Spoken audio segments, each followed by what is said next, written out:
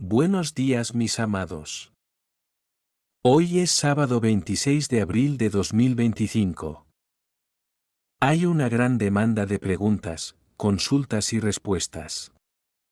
Así que aquí vamos a poner el día de hoy, aunque es sábado, normalmente pongo un tema diferente, pero es necesario responder a estas preguntas, porque también son de interés para todos vosotros, obviamente. Yo no pondría aquí un audio o un vídeo solo para servir a una persona, sobre un tema que solo teóricamente podría ser privado. Siempre tratamos de traer aquí mensajes que también sirvan de orientación para todos ustedes que siguen este canal. Hoy vamos a abordar 3 temas. La primera es una pregunta planteada por Silvia Nicola: ¿cómo posicionarse como hijo de Dios? Muchos de vosotros, diría nosotros, porque también estoy incluida en el grupo, aprendimos allí al principio. Hace unos años, cuando éramos jóvenes, nuestros padres llevaban a sus hijos a la iglesia. Era difícil encontrar una familia que pudiera considerarse completamente atea, sin religión alguna. No es exactamente así, porque hay muchas personas que realmente no están interesadas en ninguna religión, incluidos padres y familias enteras. No importa porque las creencias siempre han sido muy limitantes y hoy yo diría que la iglesia, el templo sagrado está dentro de nosotros, está en nuestra conciencia. Entonces, seguir la religión A, B, C o D no significa nada si la persona no tiene un poco de discernimiento sobre lo que es un templo sagrado, lo que significa seguir una enseñanza dentro de la religión, porque tener una religión, pertenecer a una religión y no tener religión, yo diría que es una pérdida de tiempo. Y en estas creencias limitantes traemos información que no siempre corresponde a la realidad, como por ejemplo en referencia a Dios. Aprendimos que Dios era una entidad que todo lo veía, que todo lo controlaba, y que pobre de aquel que se desviara aunque fuera una coma del camino. Dios se manifestaría como un juez, un opresor, que vendría a condenarnos. Tanto es así que, cuando éramos niños, si no íbamos a misa todos los domingos, estaríamos cometiendo un pecado. Tuve que confesarle al sacerdote que había faltado un domingo y no había ido a misa. Tener un pensamiento que no era correcto, que no era decente, era un pecado grave. Imagina una acción. Si el pensamiento ya era serio, la intención de ejecutar ese pensamiento y la acción al ejecutar esa intención, entonces era el infierno. Dios juzgaría definitivamente al final de esta vida, cuando la persona fuera al cementerio, su cuerpo. No se sabía que allí había un alma que sobreviviría a la muerte del cuerpo físico. Entonces nos prometieron del cielo o el infierno. Para siempre. Para siempre. Esto nos trajo ciertos traumas y muchos miedos. Muchas personas han dejado de experimentar la alegría de vivir. No vamos a decir aquí que estemos de acuerdo con determinadas libertades, pero una vida de alegría es vivir la vida al máximo. Experimente lo que necesitemos experimentar, aprenda las lecciones. Porque un error no es una condena. Un error es siempre una experiencia de aprendizaje. Cuando empezamos a entender que somos almas viviendo un mundo de pruebas y expiaciones, en las polaridades de la luz y la sombra, aprendiendo todo lo que una conciencia puede verdaderamente crear, ya sea en la luz, en la sombra, en el bien o en el mal. También empezamos a cambiar nuestros conceptos de la vida, de lo correcto y lo incorrecto, y también de lo que es pecado y lo que no es pecado, porque, de hecho, no hay pecado, porque no hay nadie que juzgue. La única manera de ser juzgados es que nuestra propia conciencia traiga, a la realidad de la vida, aquello que es decisivo a partir de entonces. ¿La experiencia fue ética o no ética? La ética es el faro que dice lo que es correcto, lo que no es correcto, lo que la conciencia aceptará y lo que tampoco aceptará. Y que no existe tal cosa como un Dios que juzga. De hecho, hoy somos capaces de entender un poco más y hemos llegado a la conclusión de que Dios, como hemos aprendido, no existe. Correcto, no existe tal personaje Dios. Existe efectivamente una conciencia suprema, creadora de todo lo que existe en el cosmos infinito. Lo que también llamamos la fuente creadora. O bien, el Dios que representa para ti el, de los seres, de todos los seres juntos. Porque esta conciencia mayor, que podríamos entonces designar aquí como Dios, es una conciencia que emana átomos, semillas, chispas divinas, espíritus, almas, superalmas, y que en esas divisiones de conciencias se transforma incluso en fractales, que es la condición del ser humano encarnado en la tierra, el alma encarnada en la tierra, es un fractal de alma. Ni siquiera es un alma completa, porque es una conciencia. Y el espíritu no es más que la conciencia mayor, el yo superior, luego dividido en superalmas, almas y fractales, dividido en tantas partes como sea necesario para explorar y crear. Mundos, galaxias, universos, estrellas, planetas, incluidas las cosas que existen en cada planeta, en cada estrella. Ellas son las conciencias. Porque si vemos que debajo del fractal del alma está la condición de ser humano actualmente en la Tierra, en todas las divisiones también había, migajas de fractales, polvo, como si fueras. Ya puse un ejemplo aquí de cerrar una tabla para hacer una caja o algún otro tipo de producto y ese aserrín no tiene nada que ver, pero no tenía nada que ver. Hoy sabemos que se toma aserrín, se aglomera y se hacen aglomerados.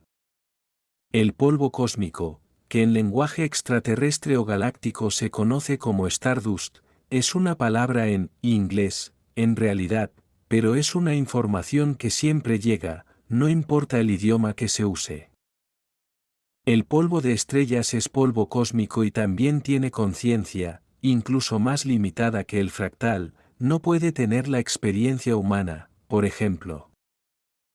Luego se agrega reinos aún más pequeños que el reino humano. Por lo que puede agruparse en reinos mineral, vegetal y animal. Es una progresión. Comienza con los minerales, luego los vegetales y luego los animales. Para luego ganar cuerpo y agregarse a una conciencia humana. Entonces ya es fractal. Así que Dios es la conciencia que forma todas tus divisiones. ¿Cómo puede una conciencia no ser una entidad, no ser un personaje? Así que es obvio que este Dios, el carácter, no existe y no hay forma de que Él pueda juzgar. Entonces, ¿quién va a juzgar? Es la conciencia misma la que está en cada superalma, en cada alma, en cada fractal, porque debajo del fractal no hay conciencia responsable de sus acciones. Por lo tanto, los animales hacen lo que quieren, las plantas pueden hacer aún menos y los minerales pueden hacer aún menos. Pero ellos no tienen esta responsabilidad humana. Entonces, cuando surge esta pregunta, ¿cómo puedes posicionarte como hijo de Dios? Bueno, después de esta explicación, se vuelve más fácil. Ya te estás colocando como parte de la conciencia mayor. ¿Crees por qué hiciste esa pregunta? Como yo también creí en su momento y no hay nada de malo en ello, solo con el tiempo comprenderemos que cambia poco el panorama de la comprensión en relación a Dios. Pero entiendo que la pregunta es un poco diferente aquí porque no es de lo que estoy hablando lo que quieres saber. Solo pongo aquí una explicación para que podamos entender que somos hijos de esta conciencia porque somos parte de ella. Pero, ¿cómo nos colocamos como hijos de Dios? Si ya estás, ya estás colocado, ya actúas como tal. Y para merecer esta condición entendí que quieres saber cómo proceder, cómo llevar a cabo tu vida diaria, tus acciones, tu vida de hijo de Dios. Esta conciencia mayor que conocemos, entonces, como Dios, no le cobra nada a nadie. Porque libera la semilla para que esa semilla se reproduzca y cree todo el tiempo. Y es necesario crear en todas las posibilidades. En la luz y en la sombra. Sin sombra no se puede crear luz. Porque, como dije en el audio de estos días, la materia oscura es predominante, en todas partes, entonces podemos trabajar con esa materia y crear algo que sea positivo. Como también podemos crear algo negativo a partir de esta misma materia, ya sea bueno o malo. Para que tú te coloques como parte de esta conciencia suprema, si ya lo eres, no necesitarías hacer absolutamente nada para ser o tener esa condición de hijo, de Dios, de esta conciencia suprema. Pero ¿cómo ser el mejor? Quizás eso es lo que quieres saber. ¿Cómo puedo ser digna de decir, soy hija de Dios? Eres tú haciendo lo que quieres hacer. Y conoce y reconoce cada acción como tu responsabilidad. Todo lo que hagas, ya sea en la luz o en la sombra, es tu responsabilidad. Cosecharás los frutos de esa creación. Es obvio que, si siempre haces el trabajo concienzudamente y aprendes las lecciones, lo que llamamos errores, una vez cometidos, puedes volver a hacerlo de una forma más decente. Y para eso están las almas aquí. Cuando hagas algo y reconozcas que no es ético, haz la corrección y hazlo de una manera que sea ética. Entonces actuarás verdaderamente como un hijo de Dios, o un hijo de conciencia suprema. Después de todos estos milenios, ya hemos aprendido nuestras lecciones. En esta encarnación actual, aquellos que realmente quieren cometer errores, cometen errores, porque todos saben si están cometiendo un error o no. Salvo casos excepcionales, en que la persona, el ser humano, el alma encarnada, no es realmente consciente de lo que hace. Al igual que los esquizofrénicos, que tienen problemas neuronales, como enfermedades psíquicas, no tienen ninguna responsabilidad porque su cerebro no está haciendo su trabajo real porque está fuera de esa conciencia. Realmente no tiene conciencia de lo que está haciendo. Pero estas son solo unas pocas personas raras. La mayoría, yo diría más del 99,5%, sabe lo que hace, es consciente de lo que hace, pero hace lo que no es ético porque le trae ventajas personales. Luego llega la factura y es muy cara. Muy pesado. Así que sería más o menos así. La siguiente pregunta fue planteada por Bruna Oliveiro Melo. Dile a Bruna que lo que te molesta de los demás es lo que necesitas sanar en ti. A menudo hablamos de reflejo. Todos tenemos luz y sombra, todos tenemos aprendizaje en lo que consideramos ético y no ético. Todos tenemos experiencias de muchas vidas, muchas encarnaciones en este planeta de pruebas y expiaciones. Aprendemos a las malas, pero también aprendemos a veces practicando bien, y cuando nos equivocamos con la fórmula, como dicen, pagamos el precio, para facilitar que cada alma encarnada avance más rápidamente en su progreso espiritual, en la ascensión de su alma. Hay mecanismos dentro de las leyes naturales, dentro de las oportunidades que el universo pone a nuestra disposición en cada momento, que es el trabajo en grupo.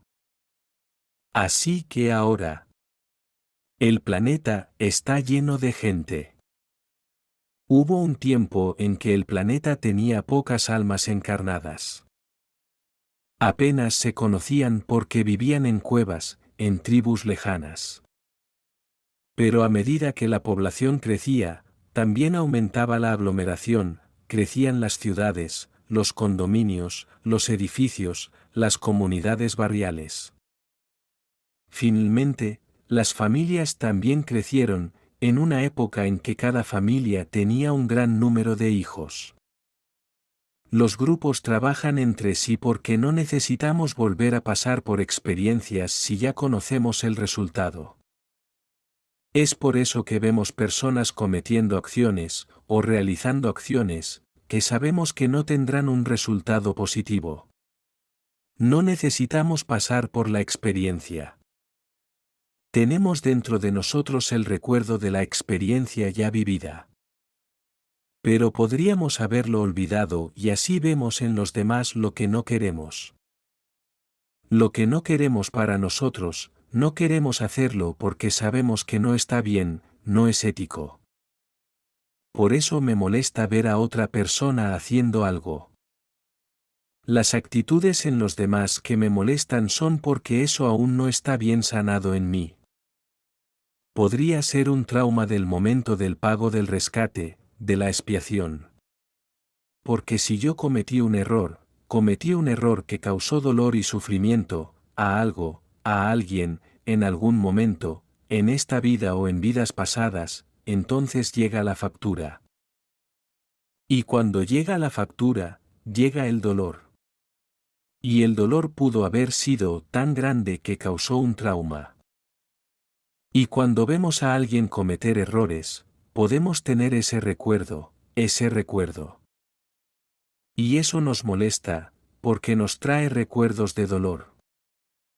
Es como ese esposo o esposa que fue traicionado, después de un tiempo parece que la herida se cierra, deja de sangrar, pero cuando alguien recuerda, dice, oh, ¿recuerdas aquella vez que tu esposo te traicionó, tu esposa te traicionó? El dolor regresa.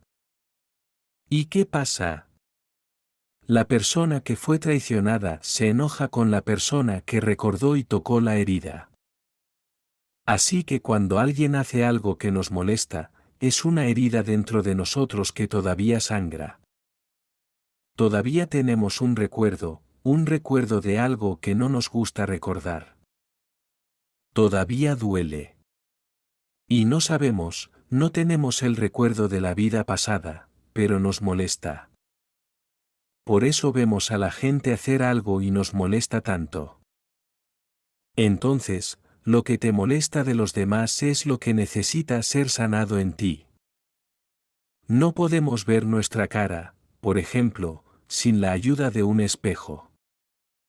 Es posible que no podamos ver algo dentro de nosotros mismos sin que otro nos muestre esa faceta interior. Sanar en nosotros mismos lo que vemos en los demás es sanar la herida que aún está expuesta. A veces hay hábitos que cometemos en nuestra vida diaria, que son errores, reconocemos el error y no lo aceptamos porque nos da una sensación desagradable. Supongamos que tengo envidia de algo o de alguien y no me gusta sentir envidia. Yo lo reconozco en mí, por eso no me gusta, pero no se lo digo a nadie, porque me da vergüenza y también me da pena, porque es un defecto. A nadie le gusta tener defectos. Entonces me encuentro con una persona envidiosa. Y reconozco en ella la envidia que tiene porque está en mí. Y no me gusta la actitud de esa persona, porque me recuerda lo que no me gusta de mí. Así que siempre es la misma secuencia. El otro me muestra una situación que no quiero reconocer, que todavía me duele, porque es una herida mal cicatrizada. Por eso nos molesta tanto ver en los demás lo que yo necesito sanar en mí. Y por último traigo aquí una situación, la persona lo solicitó anónimamente y no puedo mencionar su nombre. La pregunta simplemente dice lo siguiente. Hablemos de engaños en el matrimonio. Estoy pasando por una situación idéntica y quiero entender.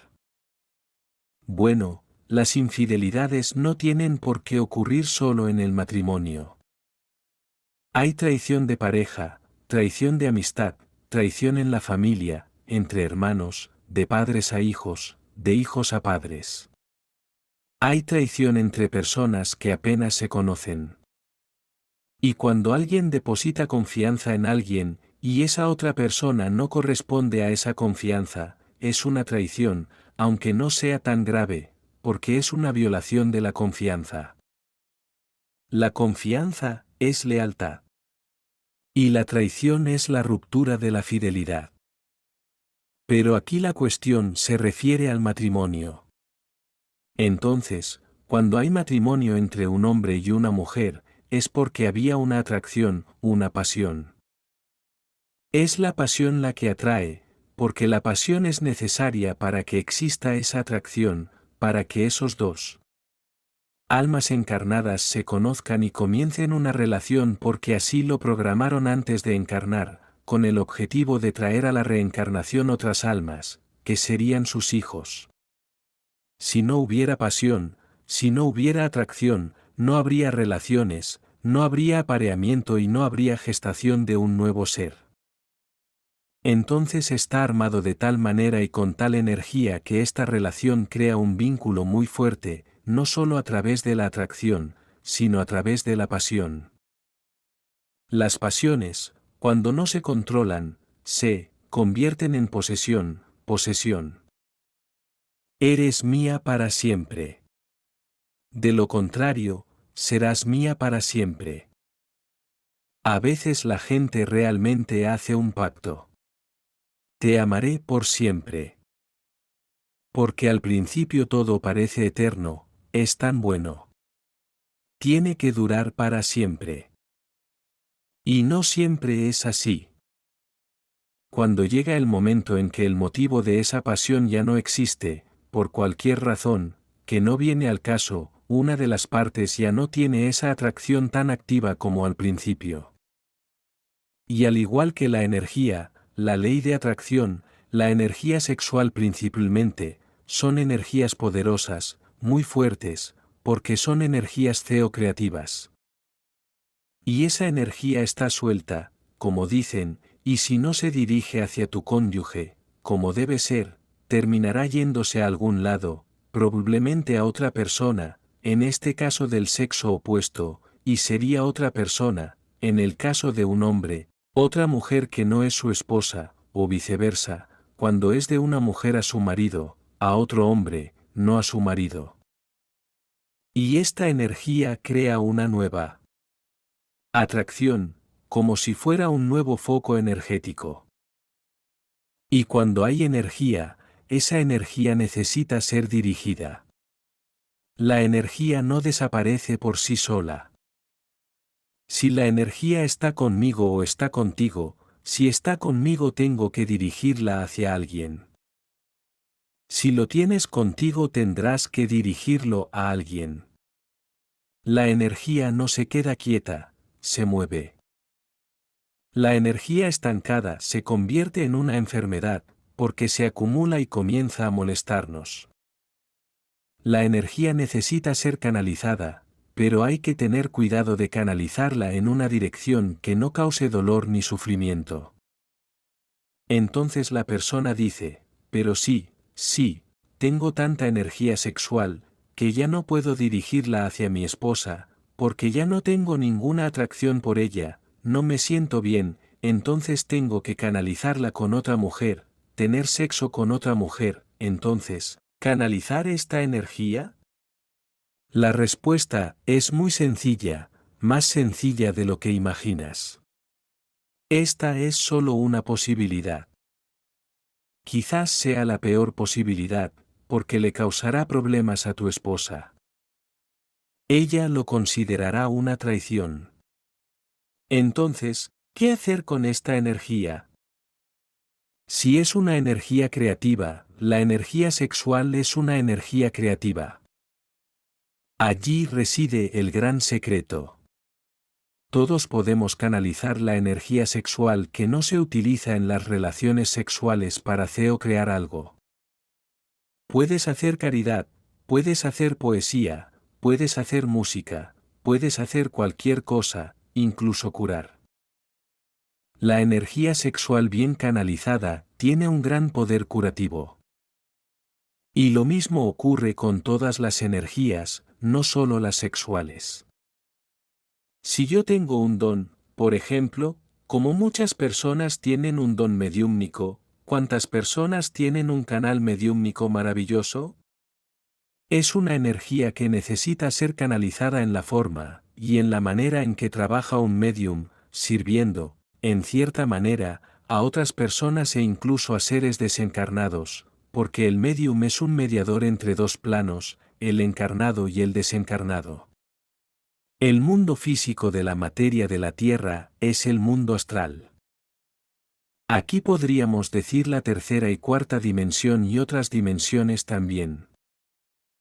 Si esta energía no se canaliza, ¿qué sucede? El medium no puede canalizar porque no quiere. No acepta la mediumnidad, no canaliza esta energía en algo útil. Empieza a tener problemas de salud. La energía acumulada es como agua estancada. No sirve de nada, se estancará y empezará a tener energía negativa. Se deteriora. Traición en el matrimonio. Según la pregunta aquí, es una situación dolorosa cuando no aceptamos que la otra persona está pasando por una experiencia. Causó dolor porque la traición es dolor, pero es una experiencia por la que necesitaba pasar. Si ya lo sabía, lo repite. ¿Cómo es repetir? Duplicará la factura. Él quiere saber cómo es, su alma quiere experimentarlo. ¿Cómo duplico la apuesta? Si gastó 100 reales y no ganó nada, gastó 200 y no ganará nada. Es decir, el doble de pérdida. Así que tendrá el doble de pérdidas. Si ya sabía que había hecho trampa, entonces tenía que pagar la cuenta después. Ahora, sabiendo esto, la factura se duplicará. El karma se duplicará. Entonces, cuando alguien hace trampa, la persona traicionada tiene que mirar al traidor y decir, Dios mío, estoy sufriendo, pero él va a pagar un precio enorme. Entonces el enojo se calma, porque la otra persona sufrirá mucho más cuando llegue la cuenta. Y además, debe pensar la persona traicionada, nadie pasa por lo que no necesita pasar.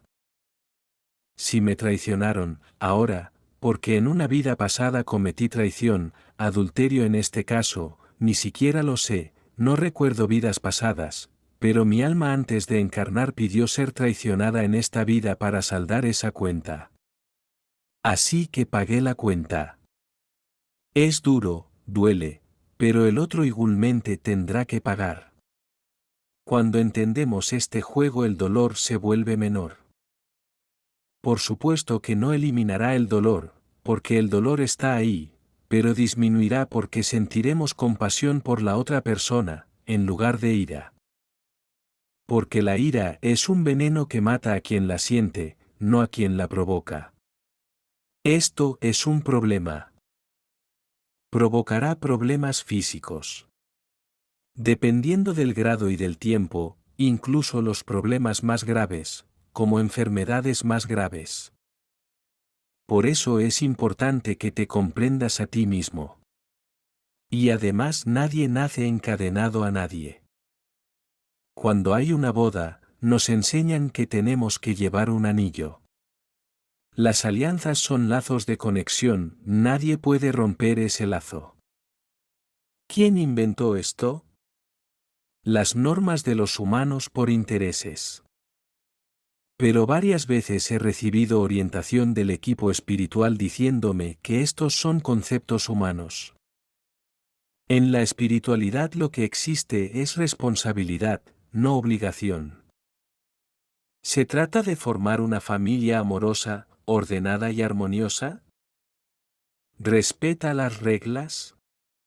Tenga cuidado de no causar dolor a nadie.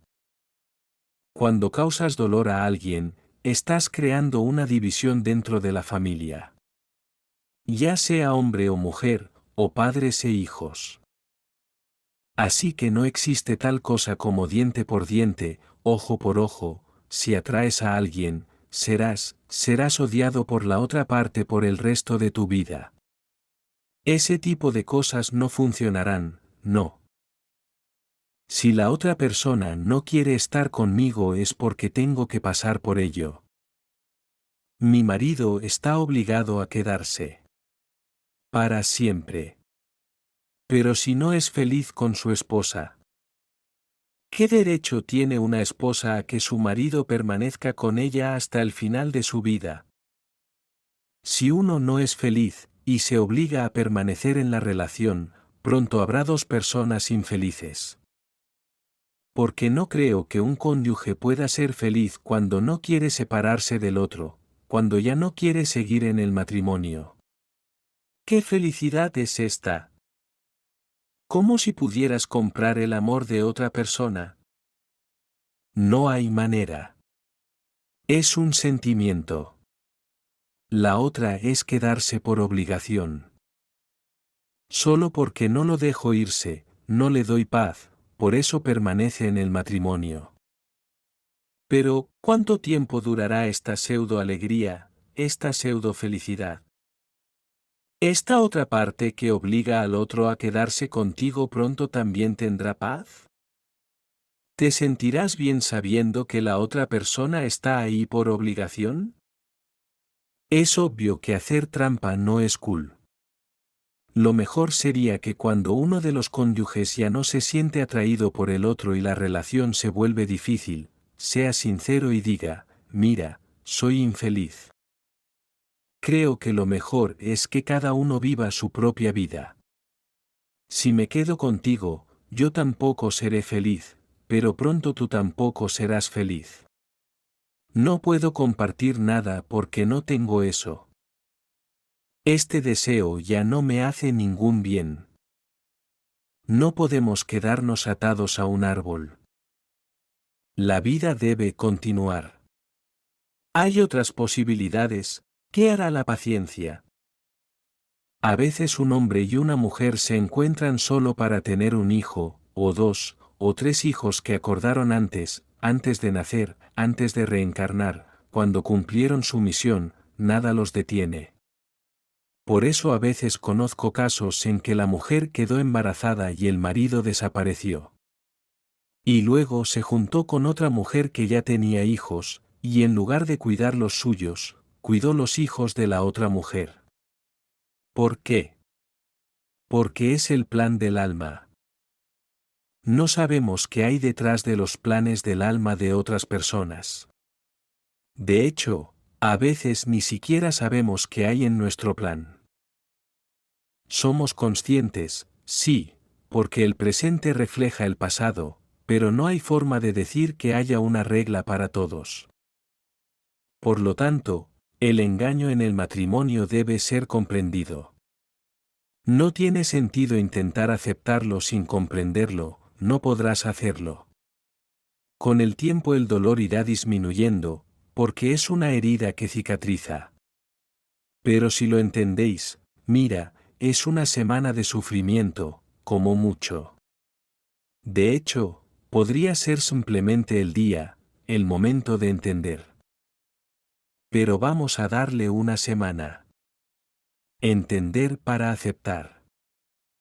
Entender, aceptar y dejar ir. Como todo. ¿Cuántas veces se ha dicho esto? ¿Está bien? Así que ahora os dejo con mi abrazo de luz en cada uno de vosotros. Namaste,